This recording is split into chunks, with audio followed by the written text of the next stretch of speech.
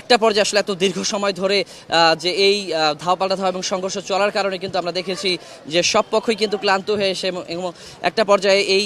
শাহবাগ থেকে শুরু করে বাংলা মোটর পর্যন্ত আইনশৃঙ্খলাকারী বাহিনীরা বারবার ধাওয়া পাল্টা ধাওয়া করছিলেন। তো একটা পর্যায়ে আসলে আন্দোলনকারীরাও পিছু হটেন এবং তারা এখান থেকে সরে আসলে মিছিল নিয়ে ধীরে ধীরে শাহবাগের মোড়ে আসতে শুরু করেন এবং তখন আমরা দেখেছি যে আইনশৃঙ্খলাকারী বাহিনীর সদস্যরাও তারা বিভিন্ন জায়গা থেকে ইন্টারকন্টিনেন্টালের সামনে যে যমুনা অভিমুখে সড়কের সামনে ব্যারিকেড দিয়ে সেখানে তারা অবস্থান নেন। আমরা এই মুহূর্তে দেখতে পাচ্ছি যে এই শাহবাগ থেকে যে সড়কটি যে মৎস্য ভবনের দিকে গেছে সেখানে কিছুটা দূরে নিরাপদ দূরত্বে অবস্থান নিয়ে আন্দোলনকারীরা কিন্তু আগুন জ্বালিয়ে এখানে প্রতিবাদ করছে। তারা আমরা কিন্তু আগুনের লেলিহান শিখা সেখানে দেখতে পাচ্ছি এবং যে এই শাহবাগের মোড়ের চতুর্দিকেই কিন্তু আন্দোলনকারীরা অবস্থান নিয়ে আছেন। এবং একটু বলে রাখি যে আমরা যমুনা অভিমুখে যে মিছিল ছিল সেই যে জনসমাগম ছিল সেটার চেয়ে কিন্তু এই শাহবাগে আমরা দেখেছি যে মানুষের উপস্থিতি অনেক বেশি ছিল। তো সেই জায়গা থেকে আসলে এই মুহূর্তে যারা আন্দোলনের সঙ্গে সম্পৃক্ত ছিলেন, এখানে যারা অবস্থান করছিলেন, প্রতিবাদ জানাচ্ছিলেন, তাদের সংখ্যা কিন্তু কিছুটা বেশি রয়েছে। তো সে কারণেই এই শাহবাগের যে চারিদিকে সড়কগুলো রয়েছে সেখানে তারা অবস্থান নিয়ে আছেন এবং তারা কিন্তু চেষ্টা করছেন জড়ো হওয়ার এবং পুলিশের উপর যে পুলিশের দিকে ইটপাটকেল ছোড়ার যে ঘটনা সেটিও কিন্তু আমরা ঘটতে দেখছি। আর এই মুহূর্তে আমি বলতে পারি যে শাহবাগে বিপুল সংখ্যক যে আইনশৃঙ্খলা রক্ষাকারী বাহিনীর সদস্যরা এখানে অবস্থান নিয়ে আছেন, তাদের যে সাজোয়া যান এপিসি সেটিও কিন্তু এখানে এনে রাখা হয়েছে এবং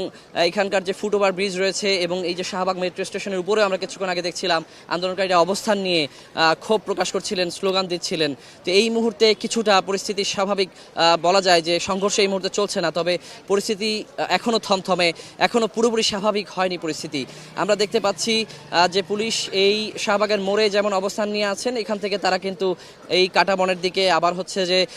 টিএসসির দিকে তারা কিন্তু কিছুক্ষণ পর পর এই যারা জড়ো হয়ে আছেন আন্দোলনকারী তাদেরকে ধাওয়া করছেন। তো এই মুহূর্তে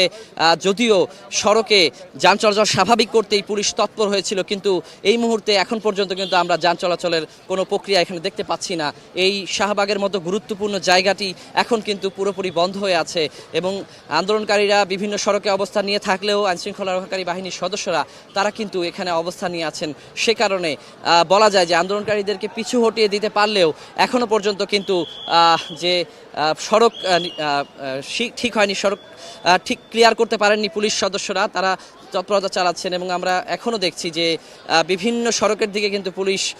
যে ধাওয়া করছেন আন্দোলনকারীদের, কিছুক্ষণ পরপরই তারা হচ্ছে যে লাঠি চার্জ করছেন। এখানে তারা আন্দোলনকারী কিংবা সাধারণ মানুষ, সাধারণ পথচারী সবাইকেই কিন্তু আসলে তারা যাচাই করে দেখছেন যে এখানে কে আন্দোলনকারী, কে সাধারণ মানুষ। তো পুলিশ কিন্তু এখানে যে সবার উপরেই চড়া হচ্ছে আমরা দেখতে পাচ্ছি, তারা কোনোভাবেই কিন্তু কোনো আন্দোলনকারীকে এখানে আসতে দিতে চান না, সেই প্রক্রিয়াটি আমরা দেখতে পাচ্ছি। এখন একটু জানিয়ে রাখি আপনাদেরকে যে আমরা বৃহস্পতিবার বিকেল 5টার কথা বলছিলাম, তখন শহীদ শরীফ ওসমান হাদির স্ত্রী এবং বেশ কয়েকজন সদস্য ইনকিলাব মঞ্চের তারা প্রধান উপদেষ্টার বাসভবন যমুনার সামনে যখন অবস্থান নেন, তাদের